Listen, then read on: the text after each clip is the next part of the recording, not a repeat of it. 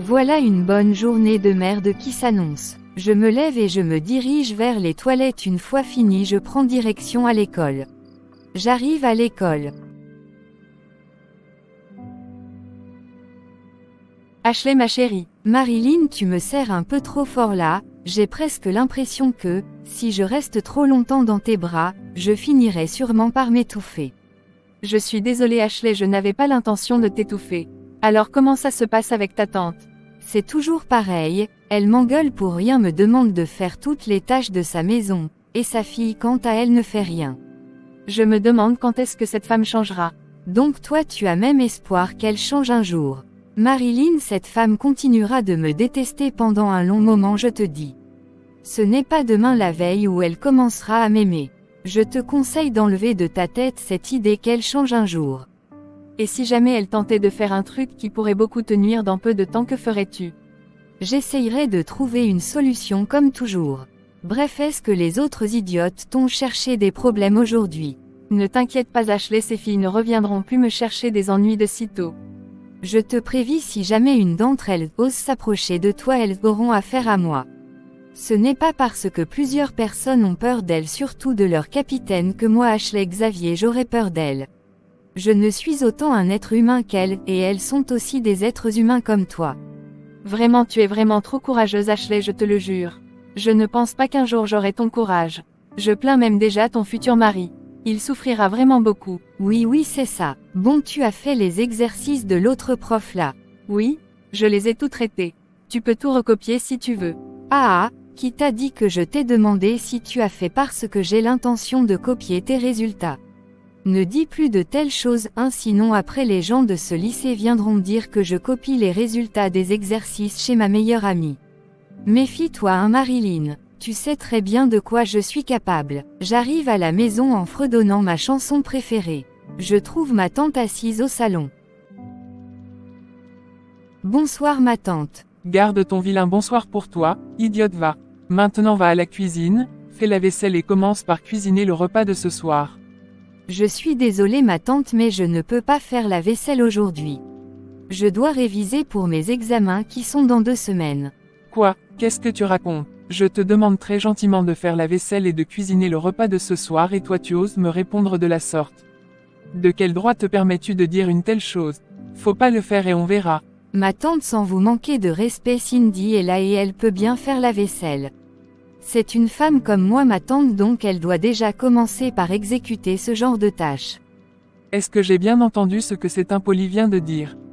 Quoi? Oui, tu as très bien entendu, idiote. Aujourd'hui tu devras faire la vaisselle, sinon tu pourras compter sur moi pour te faire pire que cela. Bon ma tante, je ne dois plus gaspiller une minute de votre temps, il faut que j'aille me changer et commencer avec la préparation du repas de ce soir. Je me change rapidement puis me rends à la cuisine, où je trouve ma cousine en train de faire la vaisselle. Cette fille est une vraie paresseuse, que ce soit à la maison ou à l'école. Au moins, elle n'est pas mauvaise comme sa mère qui me déteste depuis le jour où je suis venue vivre avec elle. Bon travail Cindy. Merci. D'ailleurs maman a demandé à ce que la sauce graine ne soit pas trop lourde, et que tu utilises les graines pilées de la dernière fois pour faire la sauce. Très bien. Après le repas mon oncle me dit.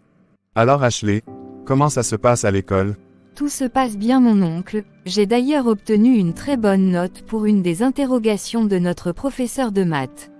C'est très bien Ashley, au moins je sais que je paie pas ta scolarité pour rien, et toi Cindy? Comme elle, notre professeur de maths a fait un petit contrôle et j'ai eu une mauvaise. Combien as-tu Cindy? J'ai obtenu un 9 sur 20. Seigneur, guide-moi s'il te plaît, guide-moi pour que je ne donne pas une bonne baffe à cette idiote qui me sert de fille. Mais qu'est-ce que j'ai encore fait papa? Tu me demandes sérieusement ce que tu as fait? Oui papa. Eh bien tu as eu une mauvaise note comme d'habitude. Pourquoi n'essaies-tu jamais d'atteindre au moins 15? Qu'est-ce que ça te coûte d'avoir au moins 15? Ne peux-tu pas prendre exemple sur ta cousine qui m'apporte toujours de bonnes notes? Donc c'est ça papa, tu te plains parce que je n'ai pas obtenu une bonne note comme Ashley, c'est bien ça non? Tu te plains parce que je suis bête, parce que je n'ai rien dans la tête. Sache que je ne ressemblerai jamais à celle que tu considères comme ta fille même si tu me supplies à genoux. Elle sort de la pièce avec les larmes aux yeux.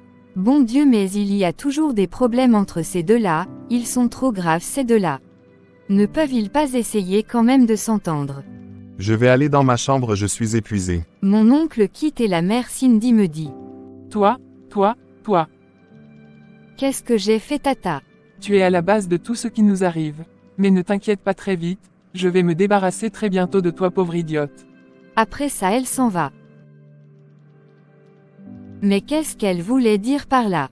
En quoi suis-je à la base des disputes de son mari et de sa fille? Décidément, cette femme est vraiment une folle, je le pensais. Bref, je suis morte de faim, puisque tout le monde est parti, je crois qu'il serait temps que je mange. Dire que j'aurais attendu plus que ça en temps normal. Voilà pourquoi on dit que le bonheur des autres fait le malheur des uns. Oh ma Leïla, ma douce Leïla. Tu réussis toujours à me remonter le moral même dans les pires moments. Voilà pourquoi je t'ai choisi pour devenir mon épouse. Oh, chérie, tu es vraiment trop romantique quand tu le veux. D'ailleurs, j'ai quelque chose de vraiment très important à te dire. Si c'est par rapport à la dispute avec Cindy, tu ferais bien de te taire. Ne t'inquiète pas bébé, ce n'est pas à propos de ça que je veux te parler. Ok. Je t'écoute alors. Une de mes amies à moi lors d'une de ses visites ici a beaucoup apprécié Ashley, et l'a proposé à son jeune cousin qui a demandé à vouloir prendre pour seconde épouse.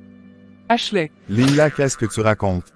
Je sais que tu n'as prévu qu'Ashley se marie si jeune, mais s'il te plaît donne-la en mariage au cousin de mon ami. Je te promets que tu ne regretteras pas cela. Cet homme est stable financièrement et il saura combler Ashley de toutes les manières possibles. À suivre. L'oncle d'Ashley acceptera-t-il la demande de sa femme? C'est ce qu'on va voir dans la prochaine épisode. N'oubliez pas de vous abonner. Merci.